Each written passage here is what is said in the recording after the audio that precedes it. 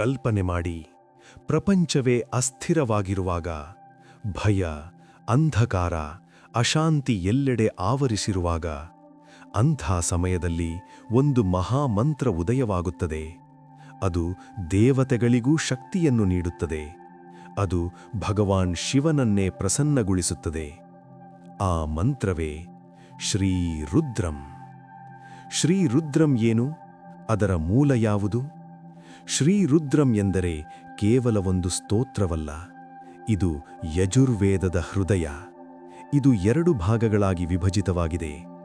ನಮಕಂ ಅಂದರೆ ನಮಃ ಎಂಬ ಪದದ ಮಹತ್ವ, ಚಮಕಂ ಅಂದರೆ ಚ ಮೇ ಎಂಬ ಆಶಯದ ಪ್ರಾರ್ಥನೆ.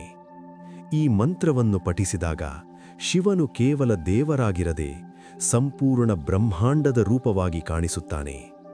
ಓಂ ನಮಃ ಶಿವಾಯ. ನಮಕಂ ಶಿವನ ಸರ್ವವ್ಯಾಪಕ ರೂಪ. ನಮಕಂನಲ್ಲಿ ನಮಃ ಎಂಬ ಪದ ಮತ್ತೆ ಮತ್ತೆ ಬರುತ್ತದೆ. ನಮಃ ಅಂದರೆ ನಾನು ಅಲ್ಲ, ನೀನೇ ಎಲ್ಲವೂ. ಈ ಭಾಗದಲ್ಲಿ ಋಷಿಗಳು ಶಿವನನ್ನು ಹೀಗೆ ಕಾಣುತ್ತಾರೆ: ಕಾಡಿನಲ್ಲಿ ಓಡುವ ಪ್ರಾಣಿಗಳಲ್ಲೂ, ಗಾಳಿ, ನೀರು, ಅಗ್ನಿಯಲ್ಲಿ, ದುಷ್ಟರಲ್ಲೂ ಸಜ್ಜನರಲ್ಲೂ, ಸೃಷ್ಟಿ ಮತ್ತು ಸಂಹಾರ ಎರಡರಲ್ಲೂ. ಶಿವನು ಒಂದೇ ರೂಪದಲ್ಲಿಲ್ಲ, ಅವನು ಅನಂತ ರೂಪಗಳಲ್ಲಿರುವ ಪರಮತತ್ವ. ಆಂತರಿಕ ರಹಸ್ಯ ನಮಕಂ ನಮಗೆ ಕಲಿಸುವುದು: ನಾವು ಪ್ರತಿಯೊಂದರಲ್ಲೂ ಶಿವನನ್ನು ನೋಡಿದಾಗ ಅಹಂಕಾರ ಕರಗುತ್ತದೆ, ನಾನು ಎನ್ನುವ ಭಾವ ಹೋಗುತ್ತದೆ, ಉಳಿಯುವುದು ಶಿವತ್ವ. ಚಮಕಂ ಜೀವನದ ಸಂಪೂರ್ಣತೆಗಾಗಿ ಪ್ರಾರ್ಥನೆ. ಚಮಕಂನಲ್ಲಿ ಚ ಮೇ ಎಂಬ ಪದ ಬರುತ್ತದೆ. ಚ ಮೇ ಅಂದರೆ ಇದೂ ನನಗೆ ಸಿಗಲಿ, ಅದೂ ನನಗೆ ಸಿಗಲಿ. ಆದರೆ ಇದು ಸಾಮಾನ್ಯ ಬೇಡಿಕೆಯಲ್ಲ.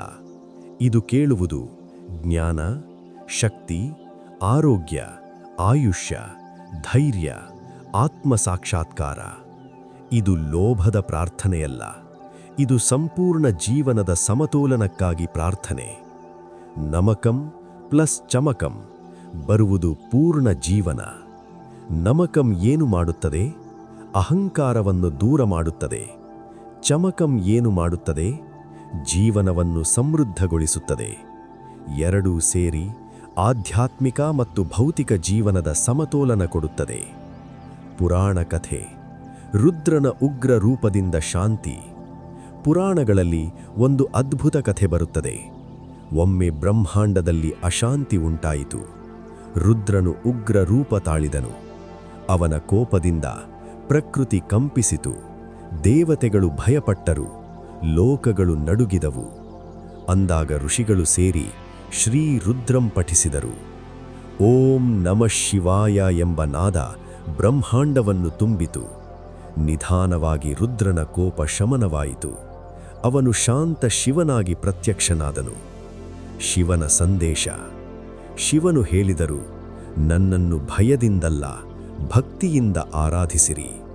ನನ್ನನ್ನು ಹೊರಗೆ ಹುಡುಕಬೇಡಿ, ನಿಮ್ಮೊಳಗೆ ಹುಡುಕಿ. ಶ್ರೀ ರುದ್ರಂ ಪಠಿಸಿದರೆ ಮನಸ್ಸು ಶಾಂತವಾಗುತ್ತದೆ, ನಕಾರಾತ್ಮಕ ಶಕ್ತಿ ದೂರವಾಗುತ್ತದೆ, ಆರೋಗ್ಯ ಮತ್ತು ಶಕ್ತಿ ಹೆಚ್ಚಾಗುತ್ತದೆ, ಆತ್ಮಜ್ಞಾನ ದೊರೆಯುತ್ತದೆ. ಇದು ಕೇವಲ ಮಂತ್ರವಲ್ಲ, ಇದು ಶಿವನೊಂದಿಗೆ ಸಂಪರ್ಕ ಸಾಧಿಸುವ ಮಾರ್ಗ. ಅತ್ಯಂತ ಗೂಢ ರಹಸ್ಯ. ಶ್ರೀ ರುದ್ರಂ ನಮಗೆ ಕೊನೆಗೆ ಹೇಳುವುದು, ಶಿವನು ಹೊರಗೆ ಇರುವ ದೇವರಲ್ಲ, ನಮ್ಮೊಳಗಿನ ಚೈತನ್ಯವೇ ಶಿವನು.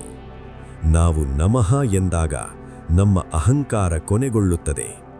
ನಾವು ಚ ಮೇ ಎಂದಾಗ ಜೀವನ ಸಂಪೂರ್ಣವಾಗುತ್ತದೆ.